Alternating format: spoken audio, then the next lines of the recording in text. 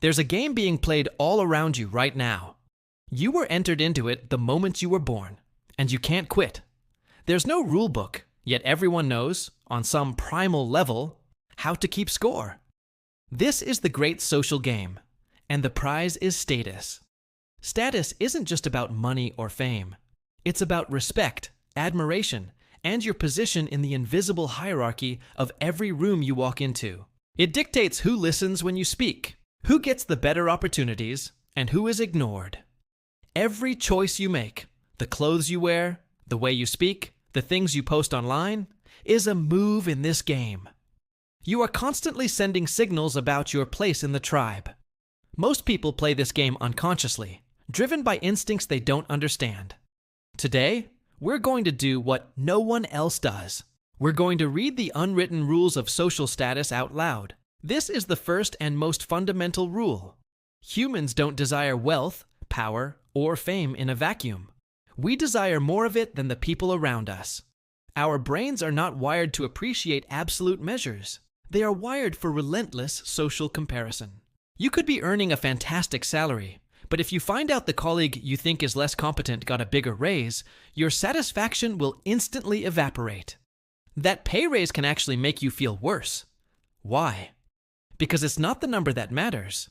It's your position on the local ladder. This is why billionaires still work tirelessly to climb the world's richest list, and why people will go into debt to buy a slightly better car than their neighbor. Our sense of well-being is directly tied to our perceived rank within our immediate social circle. We are constantly scanning our environment, asking the subconscious question, am I doing better or worse than my peers? This explains why gratitude is so difficult. Your brain doesn't want you to be content with what you have. It wants you to be vigilant about not falling behind. The game isn't about being high, it's about being higher. When people hear status, they usually think of money. But wealth is only one of the currencies in the social game. There are 3 major forms of status currency, and people often trade one for another. First, you have power. This is the ability to control resources and direct the actions of others. A powerful politician, a CEO with thousands of employees, or even a community organizer who can rally people to a cause. They all hold status through power. This is status by dominance and influence. Second, you have knowledge or competence. This is status earned through skill, expertise, and wisdom. A brilliant scientist, a world-class musician, or a highly skilled craftsman all command respect. Their status isn't about controlling others. It's about being so good at something valuable that people voluntarily seek them out and offer them prestige. And third, you have wealth. This is the most obvious one. Money is a potent form of status because it's a universal, liquid symbol of success that can be easily converted into signals of power and competence. You can buy luxury goods, access exclusive circles, and fund ventures that give you influence. Understanding these 3 currencies is crucial. It explains why a poorly paid but highly respected professor can have more social status in some circles than a wealthy but unknown business owner. They are simply playing with a different currency. Having status is useless if no one knows you have it. Rule number 3 is that status must be signaled. But how do you send a believable signal?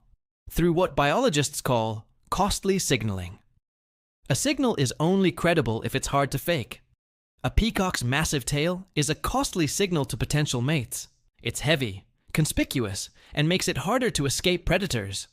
It basically says, I am so genetically fit that I can survive despite this ridiculous handicap. In the human world, luxury goods are the most common costly signals of wealth. A $10,000 watch doesn't tell time better than a $51. Its primary function is to signal that you can afford to burn $9,150 on pure status. Education from an elite university is a costly signal of intelligence and diligence. It's hard to get in and hard to graduate. Even the jargon used by experts is a costly signal of knowledge. It shows you've invested the time to learn a specialized language. The signal's value comes directly from its cost, whether that cost is financial, intellectual, or time-based. The more costly the signal, the more believable your claim to status. While we all play the status game, we don't all play it the same way. There are two primary strategies for gaining status. The first is dominance. This is the path of fear, intimidation, and coercion. The dominant individual takes status. They are the playground bully, the intimidating boss, the dictator. They command attention because others are afraid of the consequences of not complying. It's an effective, but often unstable path to the top. People follow out of necessity, not loyalty, and will often look for opportunities to overthrow a dominant leader. The second path is prestige. This is the path of respect, admiration, and earned influence. The prestigious individual is given status by others because of their knowledge, skills, or pro-social behavior. They are the admired mentor, the skilled expert, the wise leader. People follow them voluntarily because they want to learn from them and be associated with them. Prestige is a more stable and, in modern, cooperative societies, often a more powerful long-term strategy than dominance. These two paths are in constant conflict, in boardrooms, in politics, and even in online comment sections. Relativity, the three currencies, costly signaling, and the paths of dominance versus prestige. These are the foundational rules of the social game. Understanding them is like being handed the source code for human social behavior. It doesn't mean you have to become obsessed with climbing the ladder. In fact, the opposite is true. By understanding the mechanics of the game, you can choose how you want to play it. You can recognize when your own instincts are pushing you towards envy or conspicuous consumption. You can consciously choose to pursue prestige over dominance. You can even, to a certain extent, choose to opt out of certain games altogether. You can't stop the game from happening around you, but by understanding the rules, you stop being a pawn and start becoming an aware player. These unwritten rules are everywhere once you start looking. What's the most common or interesting status signal you see in your daily life? Is it a luxury brand, a job title, or something else entirely? Share your observations in the comments below. Let's build a bigger library of the hidden code. If this deconstruction helped you see the game more clearly, hit the like button to help others become more aware players. Thanks for watching.